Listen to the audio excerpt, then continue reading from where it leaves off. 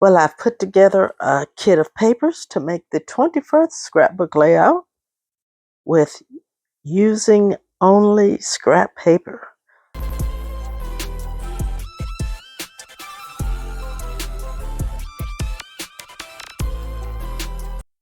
This piece was left over from a recent video, and I think I'm going to use it whole. And I'm going to put all of this on the back side of this index sheet. I actually like this curve, and I think I'm going to incorporate it right into this layout. So the idea is to let this paper and its curve stand as it is. And this paper, which I think came from Full of Wonder, and this came from an old Croptoberfest, maybe around 2022. But to my disappointment, this isn't quite tall enough to get full coverage. So what I'm going to do, I'm going to shift it up a little bit until we do have full coverage on this curve. So I have 3 4x4 photos and a 3.5x6 photo. I like the burgundy because it brings out the burgundy in the curtains on the stage in the photos. And I like the deep sea green because it brings out the water and this mural on the stage in these photos. But I have to say, I think they need to be lifted up a little bit.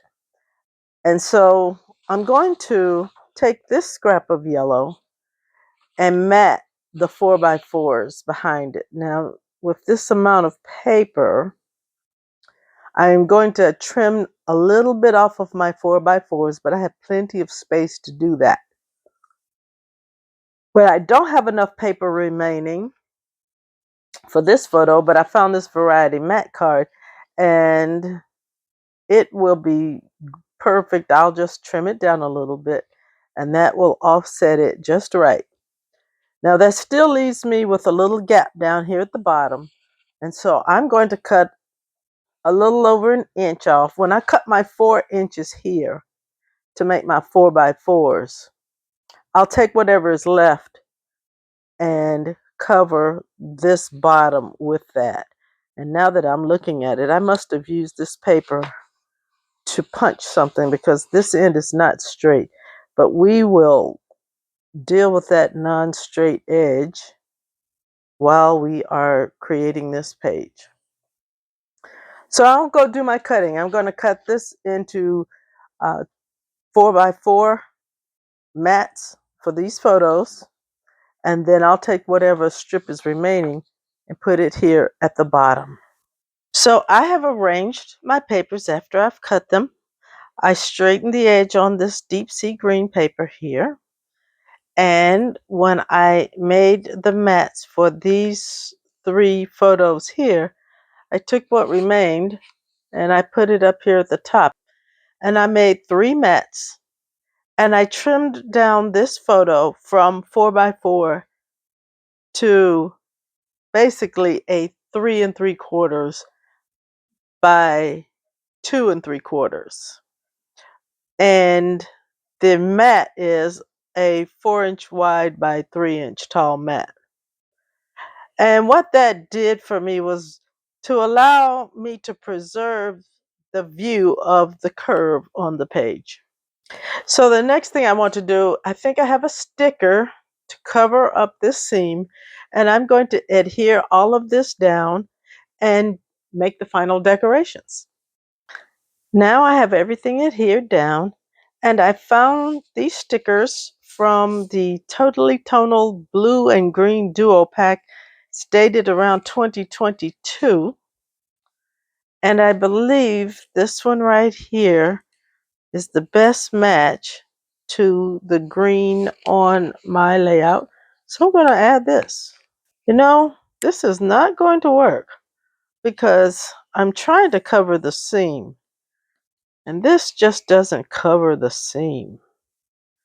So I'm going to put it back, and I'm going to find a border maker cartridge to give me a border to put over that seam. Well, that almost finishes our layout. I got my pieces adhered to the index page, and then I wanted something to cover the seam between the yellow and the orchid color. And I tried a sticker, but it just wouldn't cover the seam. And I had this scrap of deep sea green, and I used the double rickrack border maker cartridge. And one of the rickracks came out perfectly. This one did not, but I didn't need it. And so I'm happy with the page, and I'll decide what title I want and have that in the close-ups at the end. And this is the layout as I've completed it. I did add a little journaling spot here, just cutting some circles. And I added a simple title. I found the word hello in a pack called Warm Tonals. I like how I was able to use this paper as a leftover from a previous layout, just as it was. I liked using the paper in the shape it already was in. And I also liked being able to use a variety of colors. And I was glad that I did not have monochromatic fever in making this layout.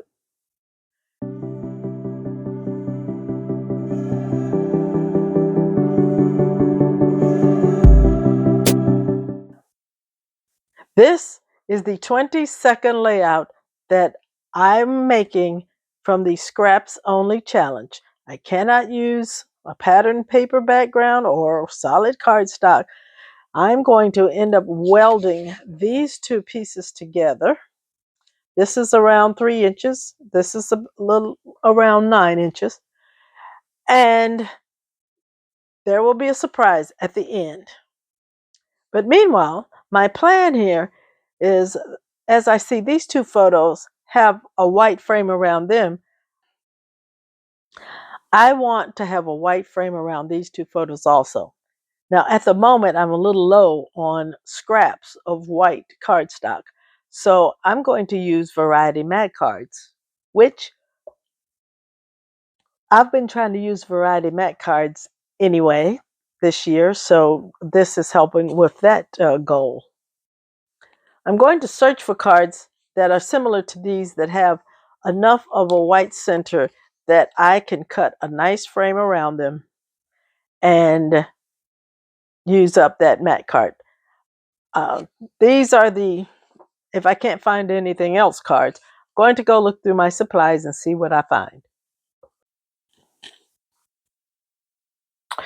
So I went searching for something white in my Variety Mat cards to be mats for my 3x4 photos, and I came across this Hats Off Variety Mat Pack index sheet that shows what the cards are inside the collection.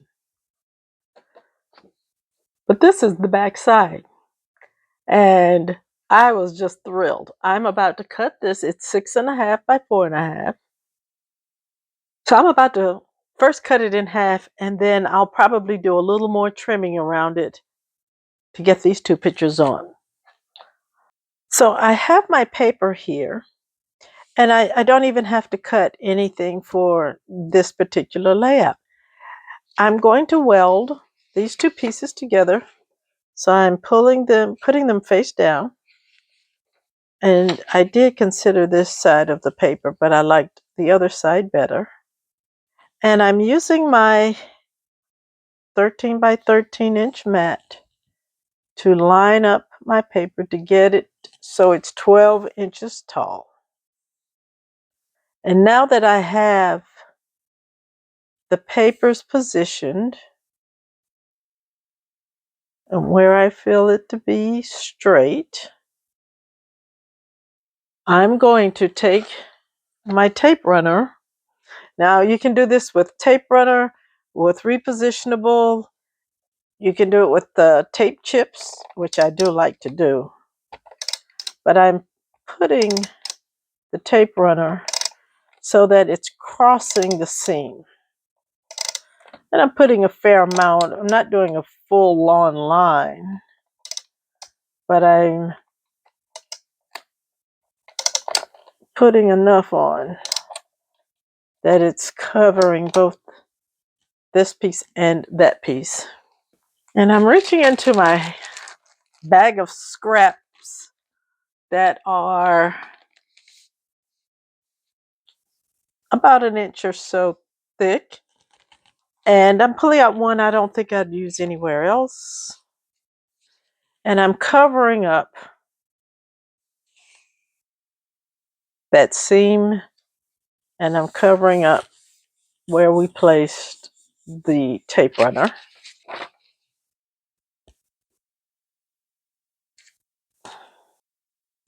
So here's our paper.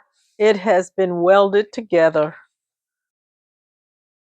with a band across the back to reinforce that seam. It looks pretty square and straight. And so now I can begin putting the photos on the page.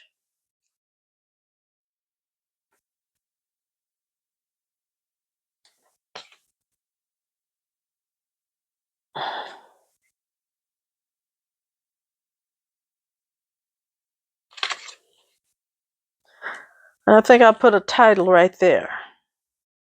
So I'm going to adhere these down and be right back. And here's our layout. I know it looks a bit plain. That's what happens when you use scraps. But technically, this meets the letter of my scraps only layouts challenge. I even have a title on here. Not a lot of room for embellishment anywhere other than here at the top. So, remember that surprise I mentioned? I made a video making a border. And I had made the border at a retreat. It will show up in a layout share soon. But I really loved making that border, and so I made it for a video.